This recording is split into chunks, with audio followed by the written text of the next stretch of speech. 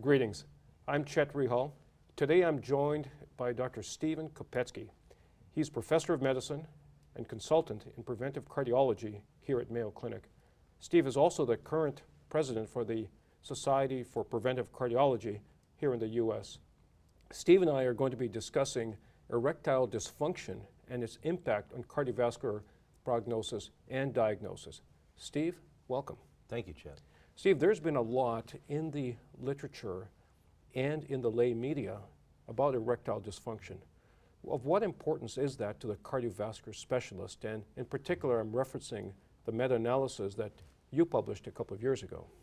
Yes, thanks, Chet. Erectile dysfunction is one of these things we haven't really talked about much in the cardiology office, but we're finding that it is a harbinger of coronary artery disease.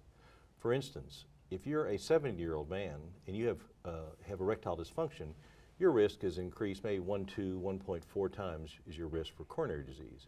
But if you're a 40-year-old man and have erectile dysfunction, your risk for coronary disease is 40 to 50 times higher.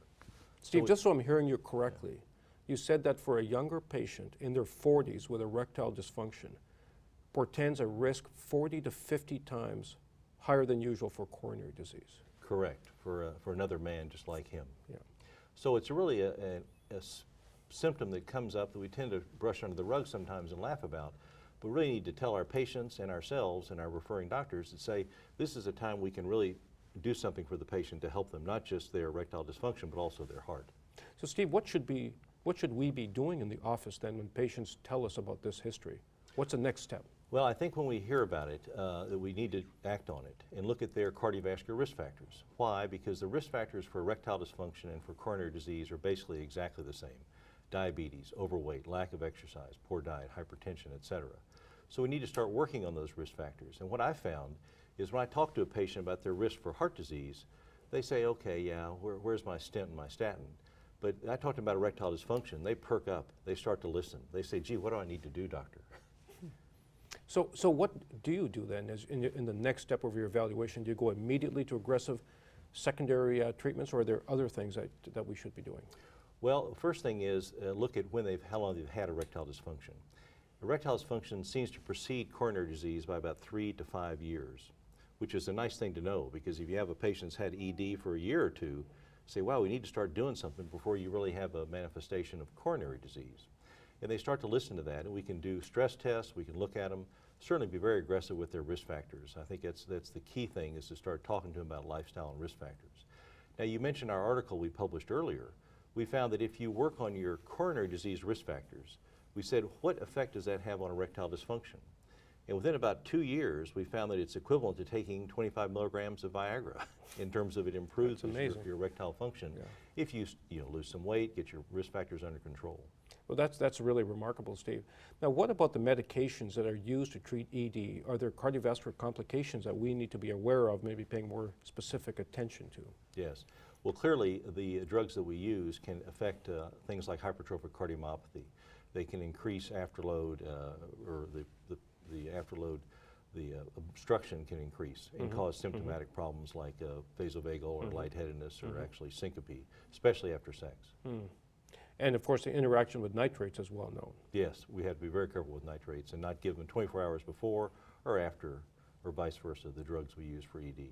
Steve, how often in your practice have you noticed that there are vascular causes for ED that can be treated endovascularly? Have you come across that in your practice? Well, it is interesting, and that's part of the hypothesis. Why does ED, why is that a bellwether for coronary disease? The penile arteries are 1 to 2 millimeters. The coronary arteries, as you know well, are 3 to 4 millimeters. So maybe it's starting to show up a little bit earlier. And there is some data showing that some folks have used some drug-eluting stents to start to treat some of the smaller arteries that cause erectile dysfunction with good results. Interesting.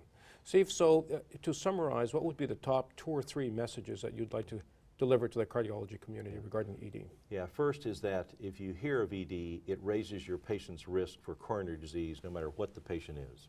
It's an increased risk factor. Especially the younger they are, the more it increases their risk. And it's really helpful in the intermediate risk patients. The ones that have a lot of disease, we don't really need to know much more about them. But the intermediate risk, I'll always ask them, do you have any erectile dysfunction, maybe early on? And if they do, then I'm much more aggressive. The second thing is, I think it's important to talk to the patients about it. and say this is an artery problem, it's a blood flow problem. This is in a smaller artery starting to occur earlier than the heart arteries. So we really need to work on it now. Let's not wait till later. And you know, patients aren't that concerned about heart attacks sometimes, but they're very concerned about ED, so they tend to pay attention. And also with spouses. You know, I saw a patient the other day and he said, I had some discomfort when I was raking leaves and I stopped. And his wife said, honey, I was raking leaves with you. You didn't tell me that's why you stopped. But it's very hard for the husband to hide from the spouse the ED. And take that as a teachable moment, so to speak, to say, let's do something for your not only for your ED, but also for your heart. And let's see the doctor. So you incorporate it as part of your routine history taking for a cardiac patient, right? Every patient. Yeah, and then you use that as a motivational thing for the patient's risk factors as well as a diagnostic prompt as well. Correct. It's a risk Terrific. stratifier. Terrific. My guest today has been Dr. Steve Kopecky. This conversation has been very enlightening, and I hope you found it as useful as I have. I'd like to thank you for your attention and invite you to continue to watch more Mayo Clinic videos on theheart.org. Thank you.